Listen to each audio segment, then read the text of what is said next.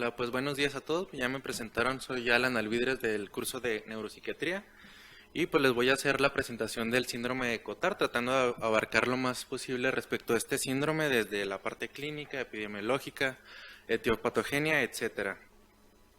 Empezando en reconocer que el síndrome de Cotard es una de las pocas patologías que tiene un impacto muy profundo y persistente en el self, que incluso va en contra de lo que normalmente, bueno, el principio que decía Descartes, el cual estipula que lo único que no podemos negar es de nuestra propia existencia. Sin embargo, el paciente con Cotard pues es lo primero que niega, ¿no? Es su propia existencia, el hecho de que él es un ente pues viviente. El primer caso fue descrito por Jules Cotard en 1880, que fue la femenina de 43 años, que es Mademoiselle X. Y como él hizo todo este reporte de los casos y el mayor análisis, por eso se le da el epónimo de síndrome de Cotard, esta paciente inició a referir que estaba muerta, a pesar de que se le daba como las vías o las características de que no lo estaba, ella persistía con este delirio. Después empezó a referir que no tenía nervios, no tenía cerebro, no tenía órganos, incluso era incapaz de alimentarse, por lo cual finalmente falleció de esto por la inanición. También tenía una percepción, bueno, una preocupación excesiva de que sufría unas fracturas que iban ascendiendo a lo largo de su columna y tenían el miedo de que llegara a su cerebro y después esto lo complicara. Por la época y como ella tenía un trasfondo muy religioso, lo que ella pensaba que le estaba sucediendo pues era una condena, era un castigo divino.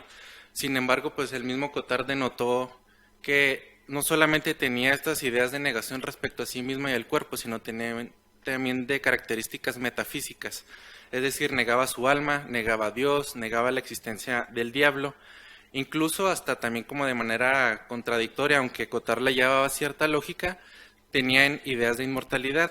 Decía ella que a pesar de que estaba muerta, no podía culminar totalmente su muerte y estaba como en un limbo entre como lo muerto así es permanentemente o que se quedaba como una muerta viviente.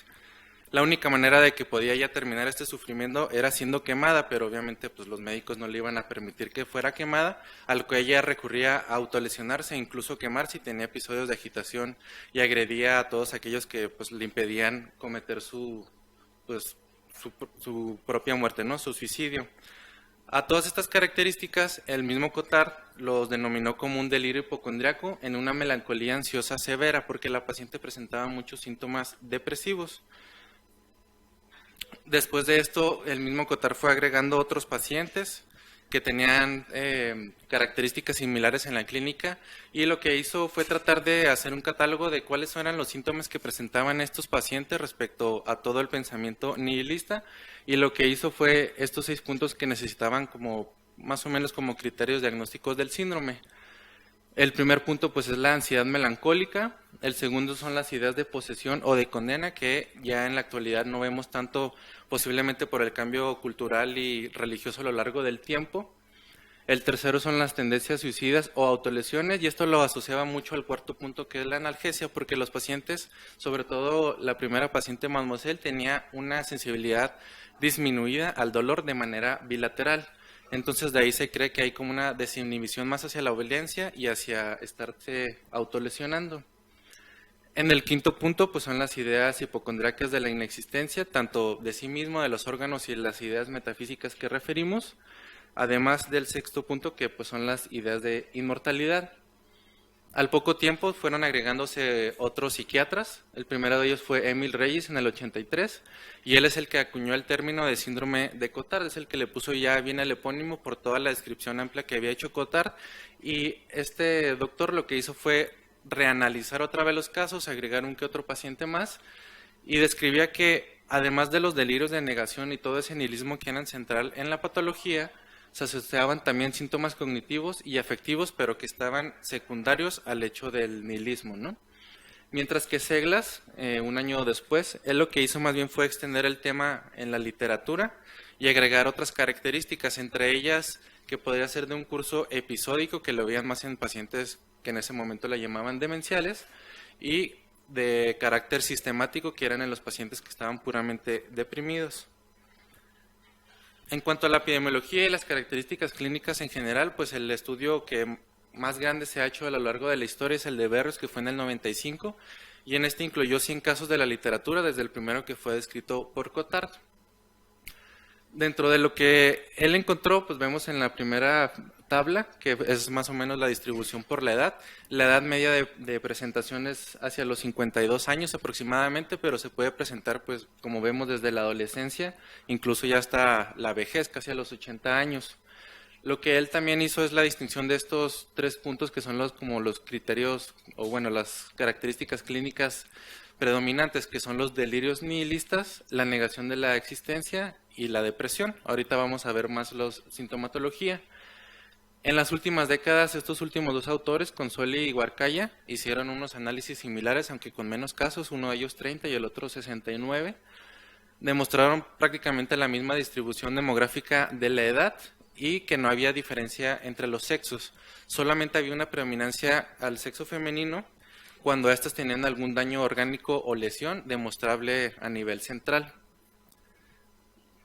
Pese a eso, pues todos estos autores consideran aún al síndrome de Cotard como de una muy baja prevalencia. Sin embargo, ellos no calcularon cuál era la prevalencia, pues, en las poblaciones que estaban realizando de donde obtuvieron la muestra. Solamente se encuentran estos 2 estudios que hablan específicamente de eso, uno en México y otra en China, que fueron en la última década. En México se encontró una prevalencia del Cotard de 0.1% en los pacientes neurológicos hospitalizados, mientras que un 0.6% en los pacientes psiquiátricos hospitalizados y en conjunto es aproximadamente 0.36%. Mientras que en China fueron 0.57% de los pacientes psicogeriátricos que tenían en su clínica. Lo que hay que destacar de estos estudios con los previos en la misma diapositiva es que pese a distintas localidades y la temporalidad que vemos, pues, de Berrios desde los 1800 y en estos últimos, pues en la última década, todos encontraron similitud en la presentación clínica y el tipo de pensamiento que tenía el paciente, solamente esta distinción que les mencionaba de las ideas de posesión y también la similitud demográfica, ¿no? Además de ellos, intentaron hacer más la distinción en qué patologías estaba más asociada al síndrome de Cotard, ya que Berrios hacía la clasificación un tipo 1 y un tipo 2. El tipo 1, pues, es como, pues, en toda medicina, ¿no? El primario, el que es aislado solamente, pero el más frecuente es el tipo 2, en el que encontramos siempre alguna comorbilidad, sobre todo neurológica o psiquiátrica. En esta primera tabla vemos que las comorbilidades que están asociadas principalmente, pues, es la depresión en un 46% en esta población de 69 casos, seguida de la esquizofrenia en 10% y, pues, un trastorno mental orgánico que no estaba especificado en la literatura, bueno, en los expedientes, del 27%. Pero haciendo más análisis específico con la esquizofrenia, debido a como es principalmente un síndrome delirante y casi todos estos delirios monotemáticos se ven más en pacientes del espectro psicótico de la esquizofrenia, en Australia se intentó hacer la descripción específica de la asociación de la esquizofrenia con el síndrome. Ellos encontraron solamente una relación de 0.87% en su prevalencia y haciendo como un análisis posterior y de lo reporte en la literatura, solamente encontraron 6 casos donde estaban descritos el paciente esquizofrénico con el síndrome de Cotard presente, quedando entonces en la discusión la duda de si en realidad es poco la relación que se tiene o es poco investigada. Y esto porque conocemos que los delirios de negación, o bueno, por lo menos ideas de negación tal vez sobrevaloradas, pueden aparecer en cualquiera de las psicopatologías. Puede ser algo que refiera a lo mejor nada más el paciente bipolar, el paciente deprimido, pero no es algo que está predominando sobre el resto de la sintomatología y tal vez por eso, pues, lo obviamos o lo hacemos a un lado, ¿no? Además de que si lo detectamos, tal vez no lo reportamos en la literatura y de ahí, pues, es que se van perdiendo estos casos. Lo único que sí concluyeron la asociación de estos estudios y lo de Australia es que en el momento que el paciente esquizofrénico además tiene el síndrome de Cotard, por las características clínicas que ya vimos, tiene mayor riesgo de agresividad tanto heterodirigida como autodirigida. ¿Con qué otras patologías se ha asociado fuera de las ya mencionadas como las más clásicas en psiquiatría?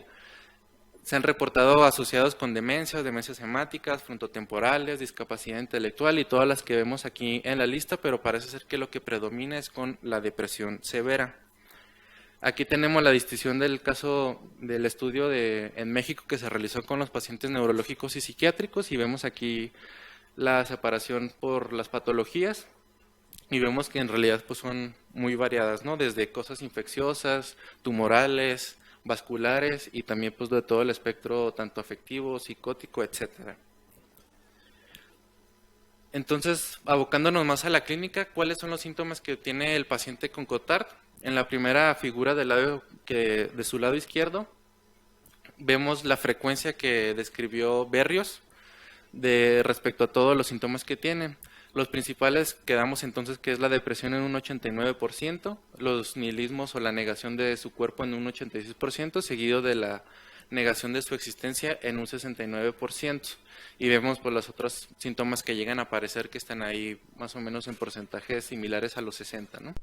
Mientras que en la segunda figura vemos una proporción similar, que es del estudio del año pasado, donde siguen predominando los delirios nihilistas de la existencia, del cuerpo y la sintomatología depresiva.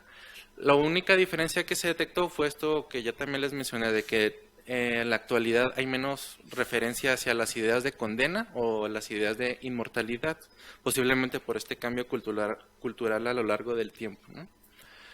Pero, ¿qué es lo que puede negar el paciente Cotard? Como dijimos al inicio, pues es una patología del self, como está clasificada pues más actualmente, o incluso también dentro de los trastornos de misidentificación junto al Capgras y otros. Entonces, el paciente puede negar cosas de sí mismo como del mundo o del espacio extrapersonal. Respecto a sí mismo o del self, puede ser de su totalidad en su existencia o ideas metafísicas de su alma, de su mortalidad, de negar alguna parte específica de su cuerpo, de sus vísceras o de la funcionalidad de sus vísceras. Mientras que en el espacio extrapersonal, lo que niega el paciente no solamente es el mundo y en el ambiente donde se está desenvolviendo, sino también a familiares o incluso desconocidos con los que ya haya tenido contactos, y haciendo aquí específicamente, pues ponían con la existencia de los doctores por los pacientes, ¿no?, hospitalizados o de familiares cercanos.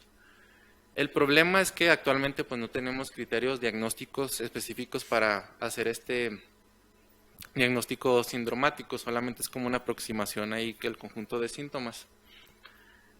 Lo que se ha intentado hacer, pues que vimos desde los 1800, Seglas, lo que hace es juntar las características principales del síndrome, que son estas 5, y él decía que al momento de tener estas 5 características podíamos ya denominar al paciente con un síndrome de Cotard.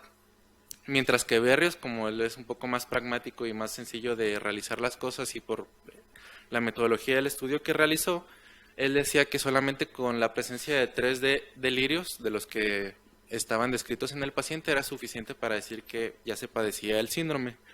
Y en el 2010, recientemente, pues como hacerlo un poco más operacional la definición, se considera un conjunto de síntomas psiquiátricos, todos en un núcleo de los delirios nihilistas. Pero es como cómo llegamos a estos delirios nihilistas o a esta negación del self o incluso pues del mundo. Desde Cotard se intenta hacer como la fenomenología del síndrome, de cómo se llega a este último momento. Y él decía que era la sumatoria entre la ansiedad, la hipocondría y la depresión. Y el momento de estar todos estos juntos, se generan los delirios respecto al estado del sujeto, su cuerpo y de su existencia. Sin embargo, fue notando con la recapitulación de más casos que no era suficiente esto para llegar al nihilismo, sino que también debíamos de sumar la desesperanza profunda, un estilo de explicación internalizada como es propio de la depresión, que todo es introyectado, y las experiencias corporales anormales. Todo esto ya hacía al paciente inferir la propia muerte. Aquí entonces empieza él a abordar ya más también alteraciones sensoperceptuales, no solamente en el proceso del pensamiento. No nos quedamos solamente en la parte delirante. Junto a Charcot, que alcanzó aquí a convivir un poco, a describir la fenomenología antes de que falleciera Cotard pues prematuramente a los 47 años y ya no pudo hacer más desglose de su patología. Ellos empezaron a agregar la idea de que el paciente tiene una pérdida de la visión mental. ¿Qué es esto? Que tiene una incapacidad de hacer la representación mental o imaginativa de su estado corporal o de algún objeto, sea familiar o no sea familiar. Entonces el paciente se desconecta del mundo porque no puede hacer esa representación mental, pues, de los objetos. Y esto era secundario a una anergia psicomotriz propia de la depresión. Mientras que en el 97 Jung empezó a agregar otras ideas más asociadas a estas mismas experiencias corporales anormales, pero también al concepto de la familiaridad.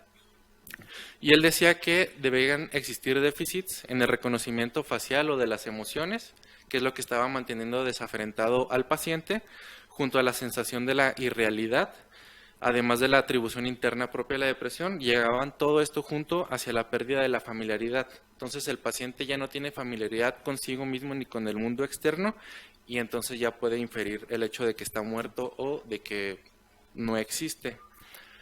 Aquí en estas figuras es la representación de estos modelos. En la primera figura del lado izquierdo tenemos entonces el error o la disfunción en el componente emocional del reconocimiento facial, y tenemos aquí el ejemplo de la experiencia que está viviendo en ese momento el paciente, el cual dice: esa mujer se parece a mi esposa, pero no se siente como ella. Ya estamos hablando entonces en esta posición de la familiaridad o de la sensación.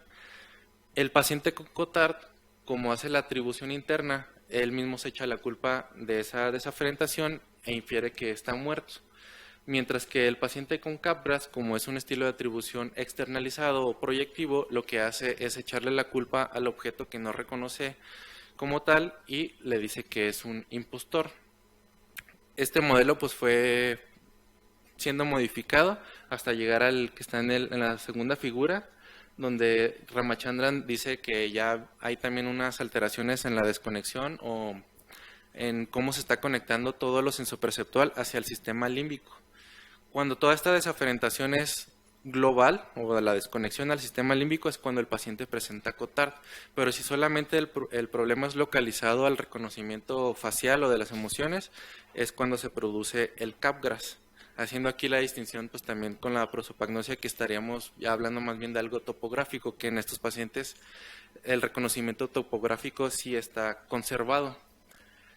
En el 2012 Nishio intentó hacer como una modificación aún mayor de estos modelos etiopatogénicos, y esto debido a que en la literatura y fue descubriendo que casi todos los pacientes, como en la parte inferior de la figura vemos, tienen lesiones del lado derecho, en el hemisferio no dominante. Y ya que se han descrito muchos síndromes de este lado, como la somatognosia, nosodiasforia, somatoparafrenia, etcétera, ¿no? Hay múltiples. De aquí él entonces empezó a abordar que decía que el hemisferio derecho es el que está dando la familiaridad, y cuando está disfuncional, junto a la sensación de incorporeidad, se le suma la segunda, el segundo rectángulo, que es de la despersonalización, donde el paciente está sufriendo o siente irrealidad, y aparte de la incorporeidad, junto hace ya después la negación del self de una manera holística, aunque al mismo tiempo puede ser algo focalizado nada más y se esté negando una parte del cuerpo, solamente un órgano o una función del mismo. Sin embargo, pues esto es muy similar, como les decía, pues dentro de los síndromes del hemisferio derecho, como es la asomatognosia y la somatoparafrenia que tenemos en la esquina inferior derecha. Aquí ellos también tienen esta pérdida de la agencia y de la incorporeidad. Sin embargo, esto nada más es localizado y esto es algo más neurológico, y ellos finalmente llegan a la negación del órgano, sobre todo más bien es somático a las extremidades, pero como no tiene esa misma sensación de irrealidad ni es global la desconexión, pues no llega a negar el self, ¿no? O su existencia. A esto mismo hemos visto entonces que Cotard fue cambiando el modelo de cómo aproximaba la etiopatogenia del síndrome, desde inicialmente un delirio solamente hipocondriaco, después de la pérdida de la visión mental, hasta los últimos momentos se consideraba la pérdida de la agencia y de la incorporeidad, o incluso de la conciencia corporal, como la llamaba. Ese último punto pues le llamó mucho la atención a Seglas, y él decía que esta era la noción central de la patología, o sea que el paciente no tenía conciencia o agencia corporal, y por eso el paciente pues estaba negando o reconociendo su propio cuerpo u existencia. Sin embargo, a esto debía agregarse la senestopatía, lo cual es la percepción anormal de todas la información sensorial interoceptiva, entonces el paciente lo reconoce extraño, o como vimos el primer caso de Mademoiselle, esa sensación como de fracturas que iban ascendiendo en la columna, ¿no? Que son algo totalmente pues, anormal o ilógico. Este término después le gustó mucho más al Hermite y empezó a desarrollarlo más, y tomando también en cuenta lo de la agencia corporal y los pacientes que reconocían ya entonces con la somatognosia que estaban negando solamente una parte de su cuerpo, él decía que el paciente con Cotard tenía una asomatognosia total, o sea, negaba todo su cuerpo como vimos en la figura que Inicio describía en esto. Pero entonces, ¿cuál es la distinción con la somatognosia? La somatognosia, aunque también es un síndrome del hemisferio no dominante, la distinción se hace en que esta siempre está acompañada de alguna lesión neurológica o una patología neurológica, igual siempre del lado derecho, y lo único que se está negando o lo que se está atribuyendo como negativo es una parte de su cuerpo y es de la porción somática, no es de lo visceral. Casi siempre es de extremidades izquierdas por la lateralidad que presenta y tiene poca presentación con síntomas psiquiátricos. Si lo llega a presentar son en menor medida en comparación de los neurológicos. Y aquí aprovechando lo mismo que decía Nicho de la despersonalización, eh, puramente el paciente que tiene solamente estos síntomas disociativos sin llegarse a la negación, pues este último de la despersonalización o de realización, aunque también es más abocado hacia el síndromes del lado derecho, ellos tienen relativa preservación del juicio o de hacer como pruebas de realidad. Entonces, como fue avanzando la etiopatogenia y la descripción fenomenológica del Cotard, los últimos puntos que se han llegado es a que existe una disrupción del componente afectivo y del reconocimiento visual, pero esto se ha reproducido aún más en el síndrome de Capgras y en otros de misidentificación, por eso se considera que el Cotard está dentro de este espectro. La distinción sería en los puntos que se marcan ahí, el Cotard, como es algo delirante pues clásico, ¿no? Paranoide o persecutorio, más bien todo se está externalizando o es de manera proyectiva, mientras el Cotard, como lo vive internalizado en la depresión, pues la culpa es de él de lo que está experimentando. Y a esto las hipótesis de las lesiones o desconexiones en estas vías perceptuales hablan que el Cotard como principal componente es que tiene la lesión localizada nada más en el reconocimiento visual, en su componente o subcomponente afectivo, es decir, solamente en esa familiaridad. Mientras que el síndrome de Cotard, la desconexión es global de toda esta familiaridad, pero pues también se va a reproducir lo de la disfunción en el componente del reconocimiento visual. Entonces hemos visto que parece ser que todo se está abocando del lado derecho y esto porque todos los estudios de los reportes de casos que se le llega a hacer neuroimagen a los pacientes, prácticamente todos tienen alguna lesión del lado derecho de los que tienen alguna alteración. En la revisión sistemática se han encontrado que el 64% de ellos tienen lesiones sobre todo del lado derecho. Pueden tener las bilaterales, pero siempre está afectado el lado derecho y principalmente afectando lóbulos frontales. También se llega a afectar zonas así como la extensión frontotemporal o frontoparietal. Sin embargo, pues pocos de los pacientes en realidad tienen estudios de imagen. En esta revisión de 35 pacientes, solamente 8 contaban con tomografía computarizada y tenían hallazgos pues inespecíficos de la atrofia cerebral bilateral, y 3 pacientes con resonancia magnética tenían lesiones del hemisferio derecho, 2 de ellos en el frontal y uno que era frontoparietal, y pues la etiología era mixta, ¿no? ¿Por qué? Porque se han encontrado desde la primera imagen hacia el lado izquierdo arriba, pues tiene un hematoma frontoparietal del lado derecho. Este es un reporte de un caso de la paciente presentó el síndrome de Cotard de manera transitoria, y ya cuando se le drenó el hematoma, pues resolvió el síntoma, ¿no? Y en los otros 2 imágenes son posteriores a infartos que involucran áreas frontotemporales, de la derecha incluso hasta insulares, que todas esas regiones están haciendo la integración, como vimos ahorita, pues de las percepciones, incluso del sentido de la agencia, y en ellos pues persistió más tiempo el síndrome de Cotard. Solamente existe un estudio que se le realizó un abordaje neurofisiológico, neurofuncional, para tratar de ver cómo estaba funcionando en ese momento las áreas distintas del cerebro, sobre todo pues, corticales, que es lo que más alcanzamos a reconocer. A este paciente no tenía antecedentes psiquiátricos, hizo un intento suicida en su episodio actual de depresión y posterior a eso es cuando empezó a referir las ideas de estar muerto, de que no tenía órganos, estaba vacío, etcétera. Y se le hizo entonces una PET con FDG. Se le comparó a varios pacientes controles y lo que se encontró es que tenía un hipometabolismo, además de generalizado, predominantemente en las zonas frontoparietales del lado derecho, pero también estaban disminuidos en metabolismo toda la zona de la precuña, el cíngulo anterior y posterior y las zonas frontomediales, además de la unión temporoparietal del lado derecho. ¿Cuál es la importancia de estas últimas áreas? Es que todas ellas forman parte de la red default o de la red de base que normalmente está activa en reposo y tiene que ver con toda la introspección, el procesamiento del pensamiento interno, etcétera, y es de donde se cree que biológicamente se forma el self o se integra, ¿no? Entonces tendría cierta lógica que tuviera un hipometabolismo en estas zonas. Pero pues, no siempre lo que encontramos en las neuroimágenes funcionales corresponde con las alteraciones propias de las funciones mentales o de las pruebas neuropsicológicas, ¿no? Existe alguna disociación. Lo único que se ha reportado más en los estudios de los pacientes con COTAR es lo que ya mencionamos de las alteraciones en el reconocimiento facial y de las emociones.